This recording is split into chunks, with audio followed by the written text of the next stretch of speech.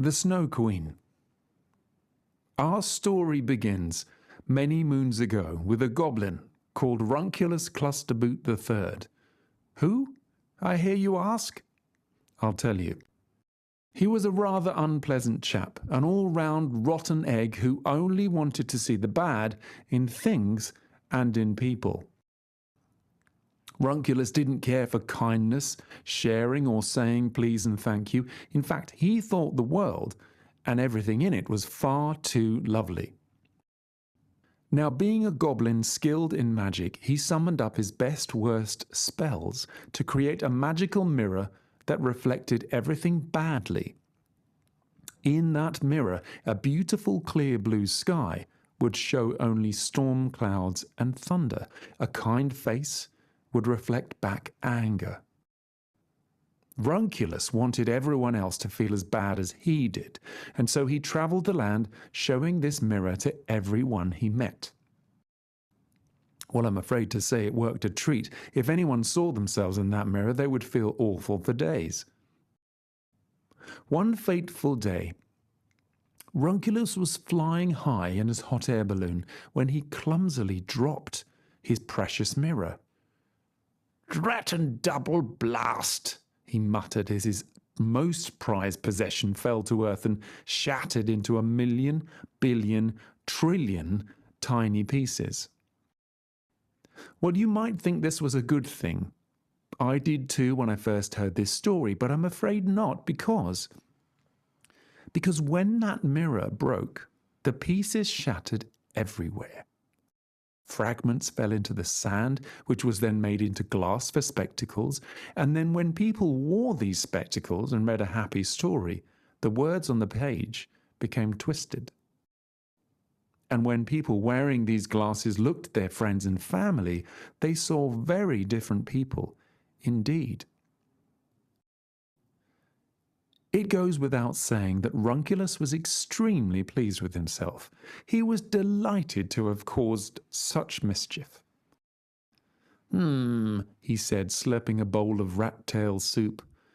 "Who knows where some of those tiny pieces will end up?" Well, you are about to find out. Chapter 2. Friends. In a far-off land full of hot summers and snow-filled winters, there lived a girl called Gerda and a boy called Kay. They were around the age that you are now, maybe a tad older, maybe a toddle younger, but the important thing to say is that they were very close. They both lived at the very top of their houses in attic rooms with windows that were a tap and a whisper apart.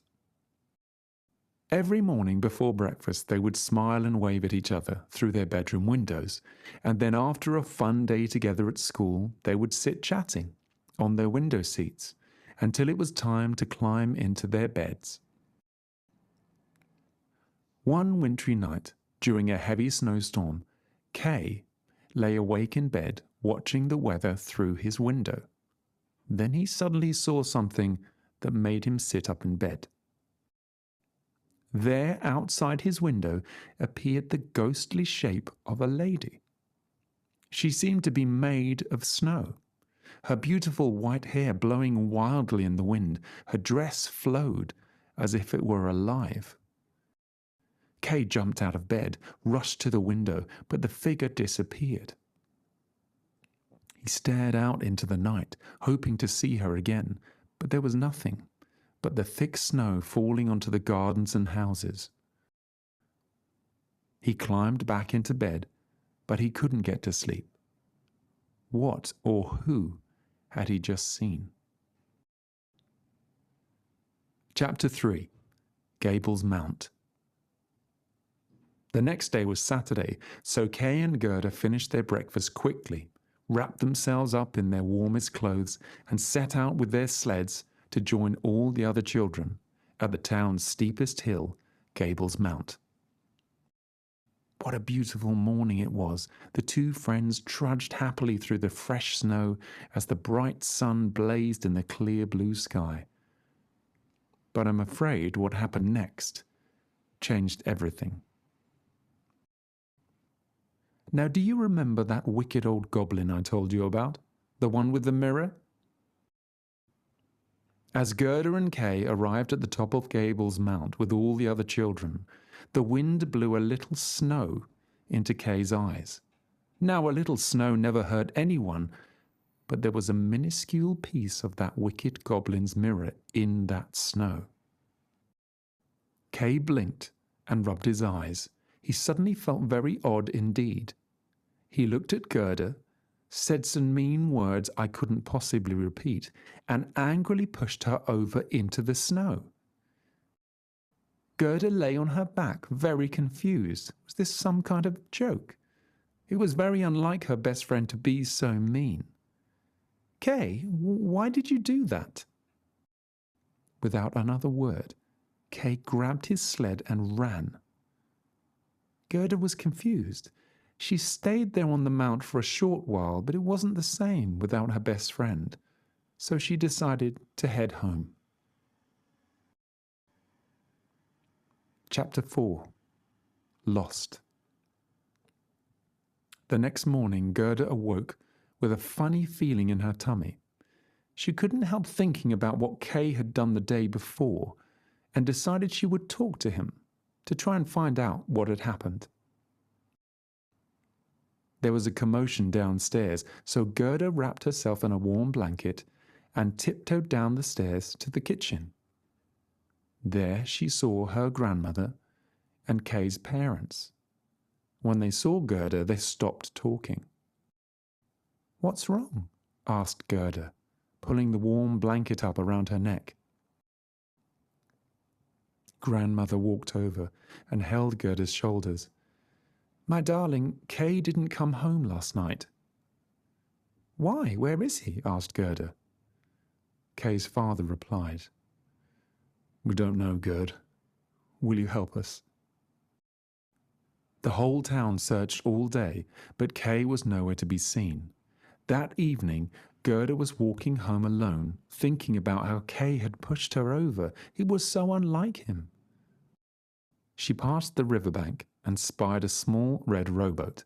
It was different to all the other boats she had ever seen along this stretch, and she decided to climb in. As she sat there on the wooden plank in the middle of the boat, Gerda started to think.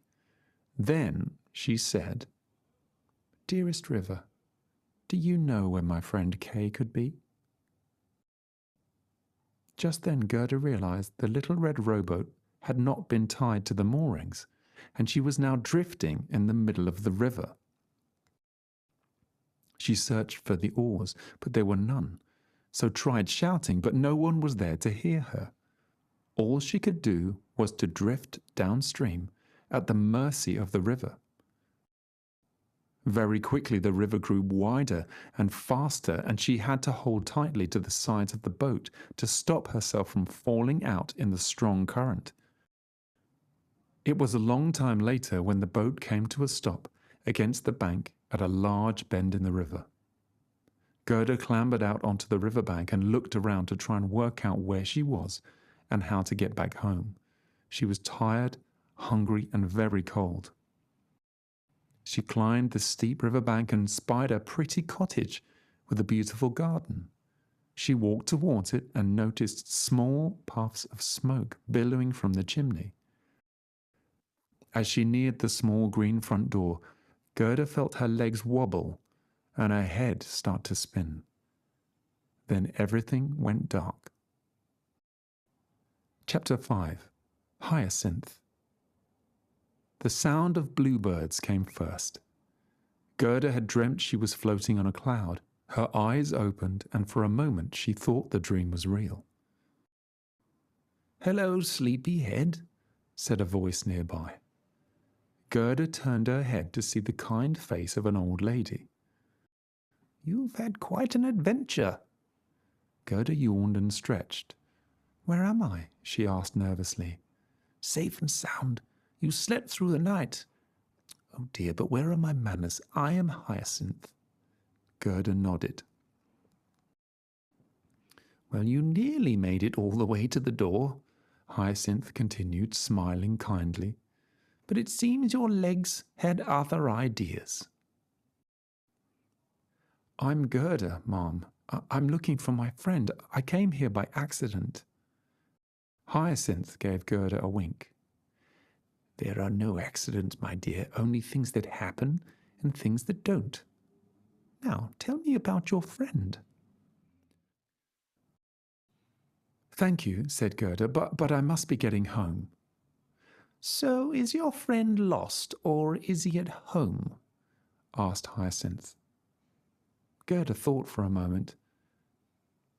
Actually, I don't know where he is, but I must find him. Of course you must. Well, you found me, said Hyacinth. Chances are you could find someone else just as easily. I suppose so, Gerda replied. Tell me this, asked Hyacinth. How did you get here? Oh, the river brought me, said Gerda. Then she smiled to herself. Could it be that the river had answered her question? Gerda and Hyacinth sat together at the kitchen table, eating homemade soup and freshly baked bread.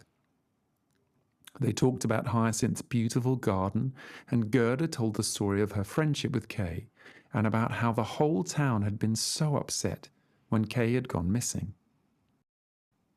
As they talked, Hyacinth got up from the table and began packing a bag with food and water. Are you going somewhere? Asked Gerda. No, my dear, but you are, replied Hyacinth, handing the bag to Gerda with a smile. They hugged on the front doorstep before Gerda walked down the path. She turned back to wave at the kind old woman, but the front door was already closed. Gerda was on her own once more, but this time she had food in her belly, and a little more hope in her heart that somehow she and Kay would see each other soon. Chapter 6. The Robber Girl. Gerda had only walked a few miles when she decided to stop and sip some water from a bottle in her knapsack. She heard noises behind her and turned around and saw the snow-covered branches of a deep forest glade. She took a sip and placed the bottle back into her bag when suddenly she was in the air and falling fast. The sudden landing on the cold, hard ground took her breath away, and she lay stunned, staring up at the grey sky. What was happening? Above her loomed the mean, muddy face of a skinny man. "All right, Miss La-di-da," growled the man. "Give us all you got." Gerda could see a group of robbers fighting over her knapsack. They had taken out the food and were stuffing it into their mouths like ravenous animals. Just then the man clutched at his own throat and started to make a strange gurgling noise. He spun round on the spot to reveal a small child with long red hair hanging from his neck, kicking and screaming furiously. "You let her go!" screamed the girl, thrashing around like a landed fish. Gerda sat up on her elbows and watched as the man tried to rid himself of the girl hanging off his neck. All that thrashing around made him lose balance, and he staggered and fell onto one knee. The girl let go, jumped to the ground, and then let loose an almighty punch, which landed splat on the end of the man's nose, squashing it flat. "You broke my nose, you little—" "That'll learn you!" shouted the girl and ran towards Gerda, who was frozen in terror. "What are you waiting for? A written invitation?" The girl pulled Gerda to her feet and dragged her into the forest. They scrambled through the undergrowth together and emerged at a clearing on the other side. "What you got?" demanded the girl, rummaging through Gerda's pockets. "Nothing," said the girl. "Don't I deserve a prize for saving you?" The girl gave up her search and smiled broadly. Gerda couldn't help smiling back. She noticed a spray of ginger freckles on the girl's cheeks and nose as she stuck out her hand. "Name's Hazy. Shake?" "I'm Gerda," said Gerda as they shook hands.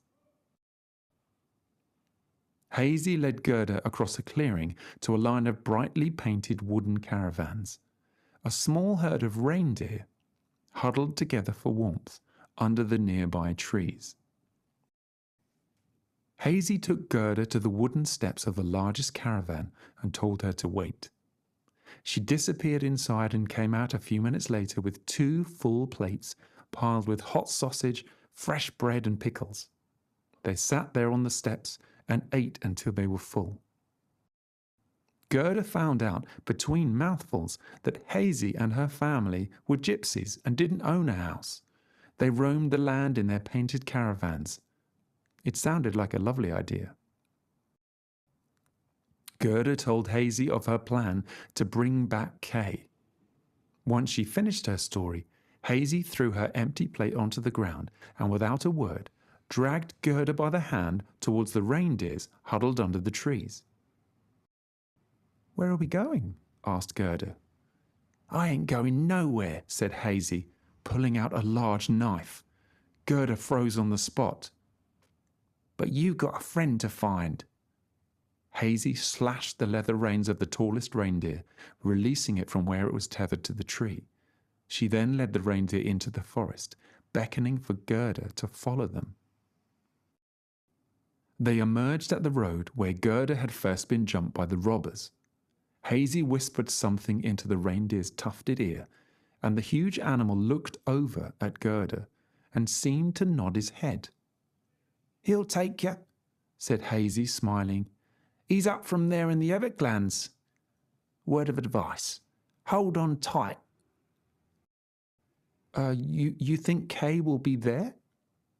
"'Fraid so," said Hazy. "Chances are Snow Queen's got him." "The Snow Queen?" "Yep," said Hazy. "Kids go missing. A few come back and they talk about the palace beyond the 3rd peak. That's where you'll find your Kay.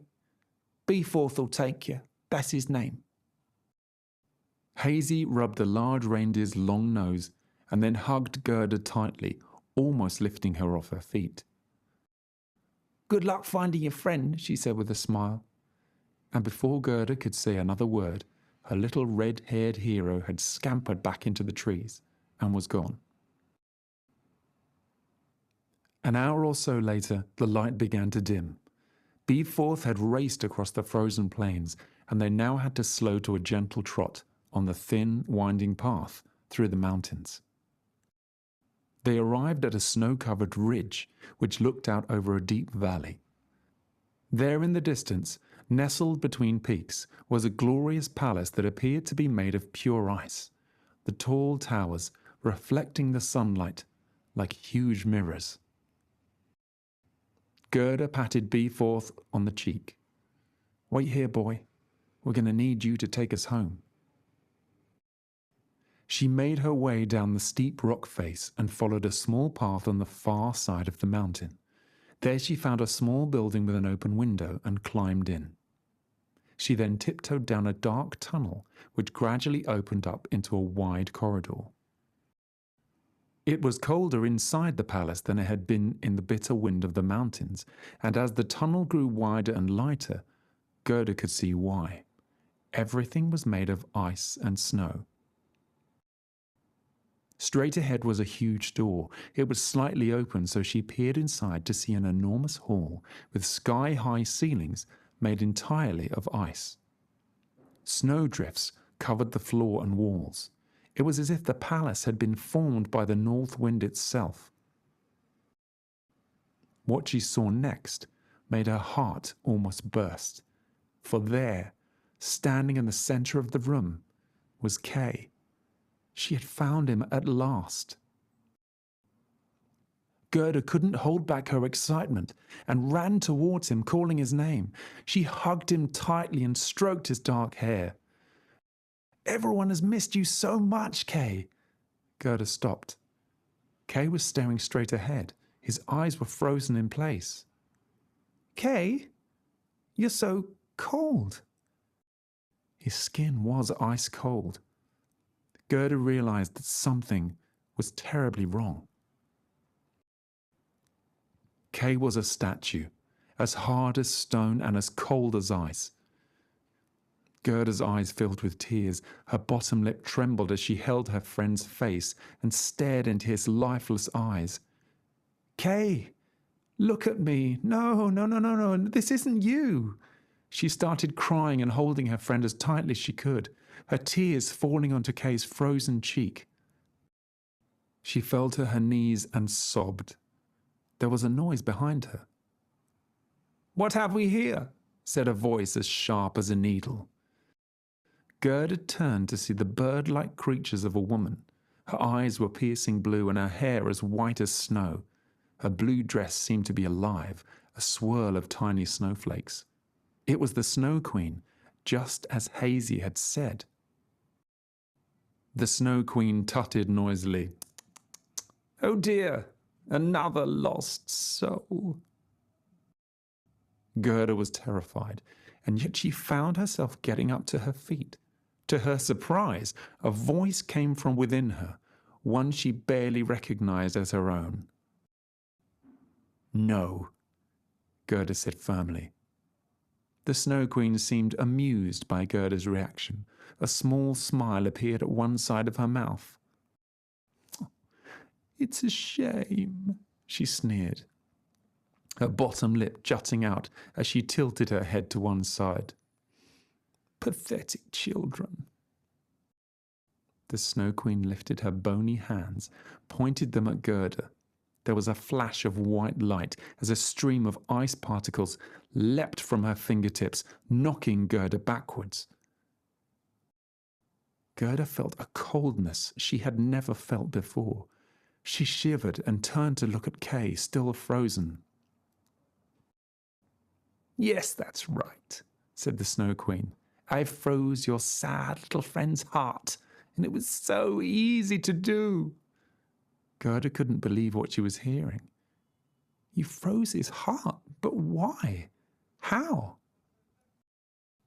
"Easy," said the Snow Queen. "You see, in his eyes lies a shard of magical glass. Nothing but the purity of snow and ice can be perfect enough to be of wonder.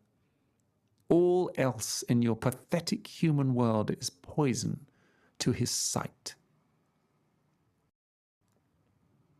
Gerda remembered the moment that Kay had pushed her on Gable's mount. It all made sense now. The Snow Queen continued. "A child whose heart has no care for the beauty of friendship is so easy to steal." Gerda stumbled forwards, the grief in her heart weighing her down. All hope was gone. The Snow Queen started to laugh, a shrill, piercing cackle that echoed around the cavernous hall. But just then, Gerda noticed a small pink spot on Kay's cheek where her tear had fallen. In a flash, she knew exactly what she had to do and immediately ran towards her friend, holding him tightly in her arms. "Pathetic!" screeched the Snow Queen, making the very walls shake. But Gerda wasn't listening. She whispered into Kay's ear. "Kay, I know you're in there. Please know that whatever happens, I was glad that you are my friend." Then the tears began to flow. She couldn't stop them and she didn't want to. Her warm tears landed on his frozen skin. It only took a moment. Gerda felt Kay's arms begin to soften, and a single tear formed in the corner of his eye. In that moment, everything changed, because in that tear was the fragment of the evil goblin's mirror. The salty water carried it from his eye, down his cheek, and onto the stone-cold floor. That was all it took for Kay's heart to be free of the Snow Queen's spell. His heart began to melt, and the colour flooded back into his cheeks. "Gerd?" he spoke softly. The Snow Queen had been watching. "Interesting," she remarked, "but no matter. Time to die." She lifted her arms once again and pointed her fingers at the two friends holding on tightly to one another. Then the evil queen let out a poisonous stream of ice from her fingertips. But nothing happened. The Snow Queen looked at her fingers and then back at the children. She lifted her hands and tried again. Nothing. "I don't understand," she shrieked. Creaks and groans started to echo from the ceiling above. It was as if the palace itself were crying out. Large icicles started to fall from the roof, and frost tumbled down the walls, covering the hall in fine powdered snow. The Snow Queen stood in the center of the hall, her bony hands holding her head. "No! You will stay for eternity!" she cried, but her magic was useless, and the palace she had created was collapsing around her. Gerda grabbed Kay's hand and started to run. She pulled him through the hall, jumping over huge slabs of ice and wading through the icy water that was quickly filling the room. She saw an opening in the front wall and ran towards it. Kay followed behind. They jumped through just as a large ice boulder crashed down to close the gap behind them. "Jump!" shouted Gerda over the thundering noise of the palace tumbling around them. The two friends jumped as high as they could over the ridge and tumbled forwards, rolling down and down the steep mountain pass with a torrent of ice water, stones and boulders. Finally, they stopped rolling at the very bottom of the valley, out of breath and covered in cuts and bruises, but they were alive and together at last. The walk up to the ridge where Beeforth was patiently waiting for them was steep and slippery, but they helped each other and finally made it to the top. They stopped and turned to look back at the mountainside where the palace had stood. All that remained was a pile of rocks, ice, and snow. There was so much to say, but neither Gerda or Kay spoke a word. They climbed onto Beeforth's back in silence, and the faithful reindeer slowly plodded back down the mountain path. Gerda noticed that she could not stop smiling. She wanted so much for things to go back the way they used to be, and yet she knew that nothing would ever be the same again. The warmth of her friendship had melted Kay's frozen heart, and this power alone had destroyed the Snow Queen's powerful magic. If there was ever a happy ending, this was it. As for Runculus Clusterboot III, you may be wondering what became of that nasty goblin. Well, he happened to be in his bedroom taking a long nap at the exact moment that the Snow Queen's palace collapsed into a pile of rubble. But where was his bedroom? In the tallest tower of the Snow Queen's palace. That's where. And what of Gerda and Kay? You will be pleased to know that they lived a long, happy life together, full of hope, joy, and lots